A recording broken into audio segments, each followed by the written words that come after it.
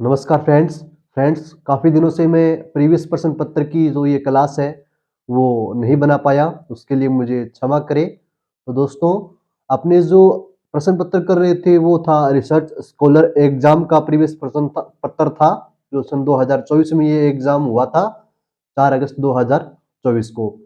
इसकी अपनों ने कई क्लासें लगा ली है।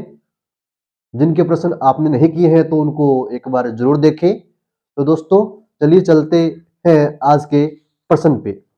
दोस्तों, आज का प्रश्न है, निम्नलिखित में से कौन सा कथन गलत है? ऑप्शन नंबर 1 है, नैन्सी ने मारवाड़ा परगनारी विगत में 7 परगनों का वर्णन किया। दोस्तों, सबसे पहले अपने बात कर लेते हैं मोहनोत नैन्सी। इनका ग्रंथ है मारवाड़ा परगनारी विगत। तो मारवाड़ा परगनारी विगत नामक जो ग्रंथ है वो किनका है? मोहनोत नैन्सी का है। थोड़ा ध्यान रखिए आप। तो नंबर 1 ऑप्शन है, नैन्सी ने मारवाड़ा परगनारी विगत में 7 परगनों का वर्णन किया है। ऑप्शन नंबर 2 है, प्रत्येक गांव का संवत 1715 से 1719 तक का 5 वर्षीय सर्वेक्षण का विवरण दिया गया है। इसमें मारवाड़ा परगनारी विगत में। तीसरा ऑप्शन है, विगत में मेड़ता परगने का विवरण अधूरा है। चौथा ऑप्शन है, विगत से परगना के सामाजिक, धार्मिक एवं राजनीतिक इतिहास का विज्ञान होता है।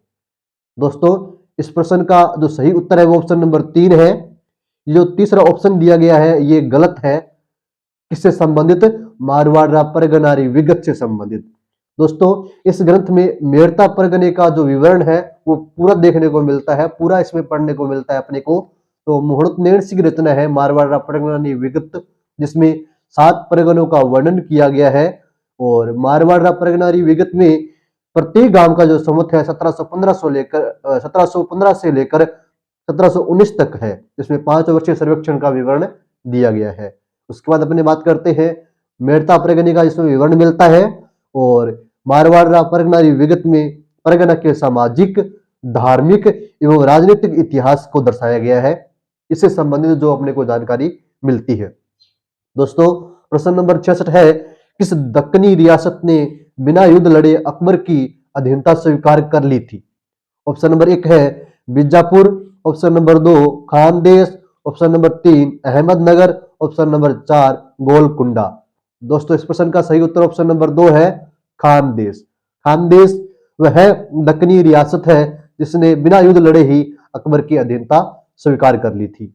दोस्तों, प्रश्न नंबर है 67 यानी कि 67, सिरोही राज्य के साथ सन 1823 में संधि किसने संपन्न की? सिरोही राज्य के साथ सन 1823 में संधि किसने संपन्न की? ऑप्शन नंबर 1 अलेक्जेंडर स्पियर्स ने। ऑप्शन नंबर 2 ऑक्टरलोनी ने।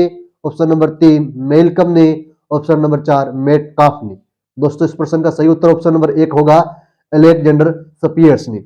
अलेक्जेंडर स्पियर्स, जिन्होंने सिरोही राज्य के साथ सन 1823 में संधि की थी। दोस्तों, प्रश्न नंबर 68 है, ब्रिटिश भारत का इतिहास पुस्तक किसने लिखी? ब्रिटिश भारत का जो इतिहास नामक पुस्तक है, यह पुस्तक किनकी है, ये अपने को इस प्रश्न में बताना है। यानी कि history of British India. History of British India नामक जो पुस्तक है ये किसकी है, ये अपने को बताना है। ऑप्शन नंबर 1 है जेम्स मिल की। ऑप्शन नंबर 2 विलियम जोन्स की। ऑप्शन नंबर 3 सी ग्रांट की। ऑप्शन नंबर 4 विलियम हंटर की। दोस्तों, इस प्रश्न का सही उत्तर है ऑप्शन नंबर 1 है, जेम्स मिल की पुस्तक है ये, ब्रिटिश भारत का इतिहास यानी कि हिस्ट्री ऑफ ब्रिटिश इंडिया नामक जो पुस्तक है ये जेम्स मिल की पुस्तक है। तो ये आप जरूर याद करें।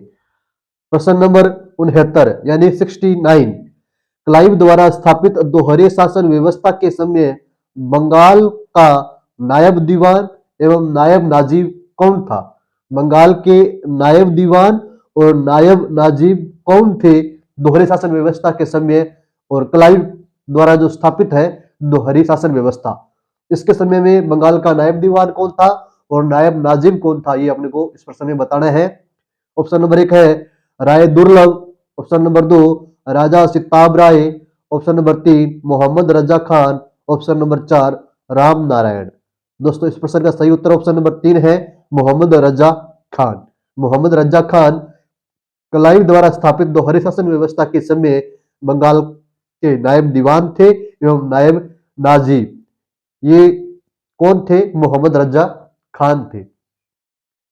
प्रश्न नंबर 70, फ्रॉम सिपोही टू सूबेदार, फ्रॉम सिपोही टू सूबेदार पुस्तक जो कि 1857 के विद्रोह का एक समकालीन स्रोत है, लिखी गई। फ्रॉम सिपोही टू सूबेदार पुस्तक जो है वो किसके द्वारा लिखी गई है, ये अपने को इसमें बताना है। जो 1857 के विद्रोह का एक समकालीन स्रोत है। ऑप्शन नंबर 1 सीताराम पांडे के द्वारा, option number 2 sir Syed Ahmad Khan के द्वारा, ऑप्शन नंबर 3 मंगल पांडे के द्वारा, ऑप्शन नंबर 4 दुर्गादास बंदोपाध्याय के द्वारा। दोस्तों इस प्रश्न का सही उत्तर ऑप्शन नंबर 1 है, सीताराम पांडे के द्वारा यह पुस्तक लिखी गई है, फ्रॉम सिपोही टू सूबेदार। फ्रॉम सिपोही टू सूबेदार पुस्तक जो है किनकी है? सीताराम पांडे की पुस्तक है।